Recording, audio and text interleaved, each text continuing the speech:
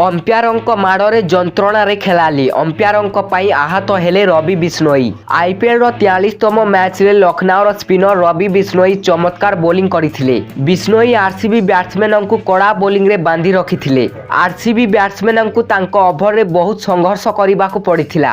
ଏହି ମ୍ୟାଚ୍ରେ ରବି Bishnoi ଓପନରଙ୍କୁ clean bowled କରିଥିଲେ। ତାଙ୍କୁ ଏହି ୱିକେଟ୍ ନେବା କଷ୍ଟକର ହୋଇପଡ଼ିଥିଲା। ଏହି ୱିକେଟ୍ ପରେ ଅମ୍ପାୟାର ବିଷ୍ଣୋଇଙ୍କୁ ଆହତ କରିଥିଲେ, ଯାହାର ଭିଡିଓ ଇଣ୍ଟରନେଟ୍ରେ ଭାଇରାଲ ହେବାରେ ଲାଗିଛି। ଏହି ମ୍ୟାଚ୍ରେ ଲକ୍ଷ୍ନୌର ସ୍ପିନର ରବି ବିଷ୍ଣୋଇ ବହୁତ ଭଲ ବୋଲିଂ କରିଥିଲେ। ସେ ତାଙ୍କ ଦଳକୁ ବିରାଟ କୋହଲିଙ୍କ ରୂପରେ ପ୍ରଥମ ୱିକେଟ୍ ଦେଇଥିଲେ। କିଙ୍ଗ କୋହଲିଙ୍କ ୱିକେଟ୍ ନେବା ପରେ ବିଷ୍ଣୋଇଙ୍କ ଖୁସି ଦେଖିବାର ଥିଲା। ସେ ଓଭର ଶେଷ କରିବା ପରେ ସେ କ୍ୟାପ୍ ନେବାକୁ ଅମ୍ପାୟାରଙ୍କ ପାଖକୁ ଯାଆନ୍ତି, କିନ୍ତୁ ଅମ୍ପାୟାରଙ୍କ ଧ୍ୟାନ ତାଙ୍କ ଆଡ଼କୁ ନଥିଲା। ସେହି ସମୟରେ ଅମ୍ପାୟାରଙ୍କ ହାତ ବିଷ୍ଣୋଇଙ୍କ ମୁହଁରେ ବାଜିଥିଲା, ଯାହାପରେ ରବି ବିଷ୍ଣୋଇ ଯନ୍ତ୍ରଣାରେ ଥିବାର ଦେଖିବାକୁ ମିଳିଥିଲା। ଏହାପରେ ଅମ୍ପାୟାର ମଧ୍ୟ ତାଙ୍କ ଭୁଲ ପାଇଁ ଖେଳାଳିଙ୍କୁ କ୍ଷମା ମାଗିଥିଲେ, ଯାହାପରେ ବର୍ତ୍ତମାନ ଏହି ଭିଡିଓ ସୋସିଆଲ ମିଡିଆରେ ଭାଇରାଲ ହେଉଛି। ଏହି ମ୍ୟାଚ୍ ବିଷୟରେ କହିବାକୁ ଗଲେ ବହୁତ ରୋମାଞ୍ଚକର ହୋଇଥିଲା। ଆର୍ସିବି ପ୍ରଥମେ ବ୍ୟାଟିଂ କରି ଲୋ ସ୍କୋର କରିଥିଲା। କେବଳ ଫ୍ୟାପ୍ ସର୍ବାଧିକ 44 ରନ୍ କରିଥିଲେ, ଯାହା ପାଇଁ ଆର୍ସିବି 126 ରନ୍ କରିଥିଲା। ମଜାଦାର କଥା ଏହା ଯେ ଏହି ରନ୍କୁ ମଧ୍ୟ ରାହୁଲଙ୍କ ଏଲ୍ଏସ୍ଜି ଦଳ ଜିତି ପାରିନାହିଁ। କେହି ବ୍ୟାଟ୍ସମ୍ୟାନ ମାନେ ବି 25 ରନ୍ ଅତିକ୍ରମ କରିନାହାନ୍ତି